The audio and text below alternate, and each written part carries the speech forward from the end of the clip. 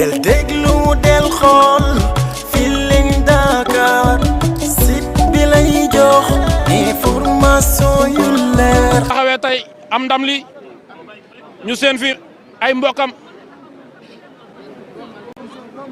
lii lu war la iso lii rafet na lii rafet na famille bee ngoog famille Aliou Cissé ndeysaan ñëw fii yi nga xam ne mooy buntu palais présidentiel ndeysaan famille bee ngoog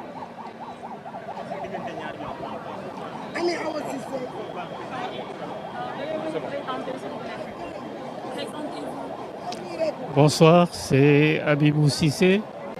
Je suis grand frère à Aliou Cissé et représentant de la famille Cissé, avec toute la famille, mes sœurs, mes frères, des cousins. Donc, je m'exprime au nom de la famille.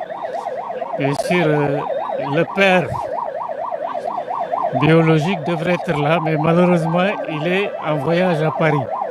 Il n'a pas pu se présenter, aussi bien que sa maman.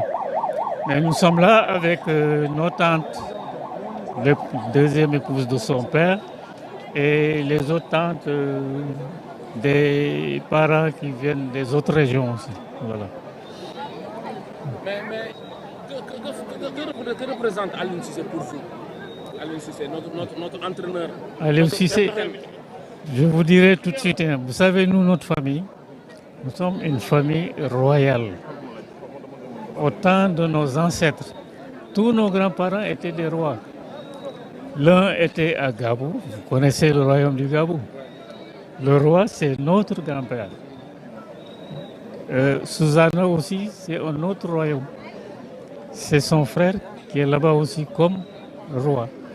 Donc aujourd'hui, si nous vivons les temps anciens, Aliou, on lui dirait monsieur mon prince.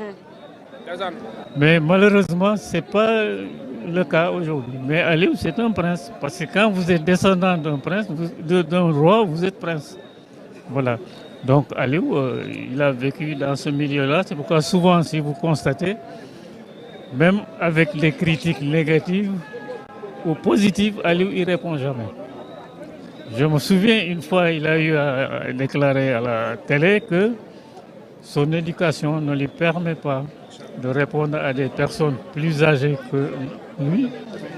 Même ses jeunes frères, il ne peut pas se mettre à discuter, à changer des propos malveillants avec des gens. C'est pourquoi il est toujours effacé. Ce n'est pas parce qu'il est timide, non, mais c'est quelqu'un qui a beaucoup de rigueur. Je peux vous dire que dans notre famille, c'est le fils qui a une telle rigueur. Moi, souvent, je lui dis, toi, tu te comportes comme nos grands-pères, comme les rois. Donc c'est quelqu'un qui est ferme, qui croit à ce qu'il fait. Il a une vision, il cherche toujours à atteindre ses objectifs. Il ne parle pas beaucoup, mais... Tout le monde disait qu'il ne connaissait rien et tout ça. Est-ce que cela ne l'avait pas baissé la confiance que vous avez en Aliou Cissé? Non, les gens, bien sûr, je vous dis, si vous ne connaissez pas l'homme, vous pouvez dire que c'est quelqu'un de méchant ou qui se considère comme étant supérieur aux autres. C'est tout à fait le contraire. Aliou, il faut l'approcher. Tout de suite, vous constatez que c'est un homme généreux qui aime échanger avec les gens, qui écoute attentivement ce qu'on lui dit. Donc, ce n'est pas quelqu'un de compliqué du tout. Voilà. waaw ñu nekkoon ak famille Aliou Cissé comme ni ko suñu papa ji waxee Aliou Cissé buur la nakate kenn du moom ñu jëlaat suñu jigéen ñi iso ndeysaan famille bee ngoog awa day awa lan ngay représenté si Aliou Cissé ku muñ muñ dégguma ku muñ muñ ndeysaan ku muñ ñu déggoon fi critique yi bëri woon moo tax ma wax la ku muñ muñ je confirme ñu dem ba sénégalais nan ko Aliou baal ñu El Tactico ndeysaan El Tactico la ko tuddee El Tactico loolu doy na waar loolu doy na waar famille Cissé la ñu nekkaloon noonu ñu def témoignage bu doy waar boobu si seen Izo ku jur doom réero kii ki ko xool xam ni deretu Aliou Cissé la Izo jëlee ma suñu papa ji papa ñu ngi lay nuyu. maa ngi leen di dellu di leen sant di leen gërëm waaw di leen gërëm ci seen taxawaay ak li ngeen bëgg a vraiment def pour Aliou Cissé ñëpp xam effectivement li mu liggéey ci dëkk bi ba tey jii dafa xol yi yëpp doon benn waaw ndax ñi ko mere woon ak ñi ko doon critiquer tey jii vraiment ñëw nañu ba xam ne vraiment liggéeykat la waaw liggéey na wone na ko te ñëpp kontaan nañu ndax boo seetee tey ñi génn Dakar nga xam ne vraiment c'est la joie l'allégresse et une liesse populaire. Izo ba léegi si intervention yi. bon sant yàlla rek comme li Awa Cissé wax léegi rek ku muñ on demandait le trophée on a amené le trophée au Sénégal et j'espère que trophée dootu fi géej wasalaam. Izo famille bee ngoog trophée dootu fi géej Izo jëlal suñu yaay.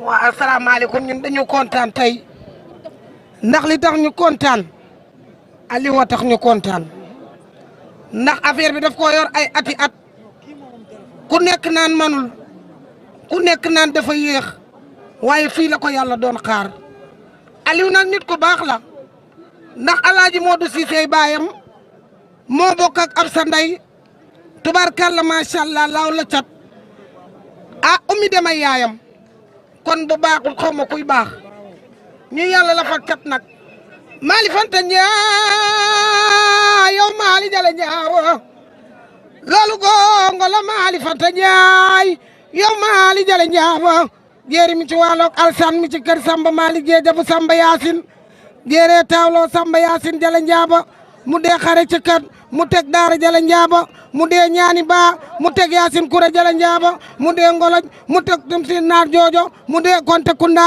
netta toong ci feedar bi ci Louga samba salum gëli maayo gay ngolla lakk yaaba tenda lakk mara Izo loolu doy na waar Izo loolu doy na waar Izo ñooñu ñooy waa kër Aliou Cissé mbokku internet Medina TV Nouvelle Vision si loolu nii rek la mënoon demee ci nii rek la ñuy tàggatoo ak yéen.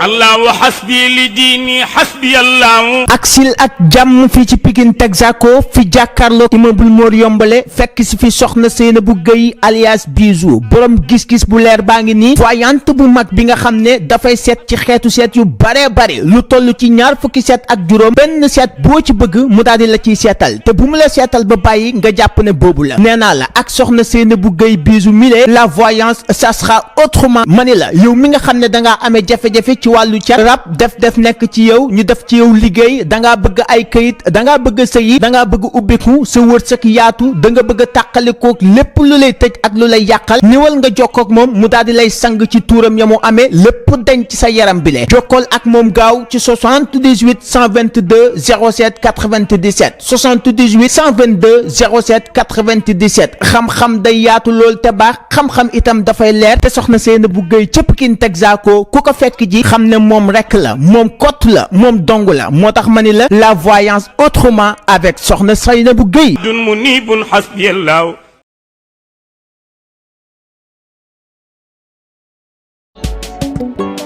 del déglu del xool Feeling Dakar site bi lay jox information yu leer Feeling Dakar yaa ngi Feeling Dakar di nga am info yu leer ci people et sport politique Feeling Dakar yaa ngi Feeling Dakar Feeling Dakar notre plateforme d'information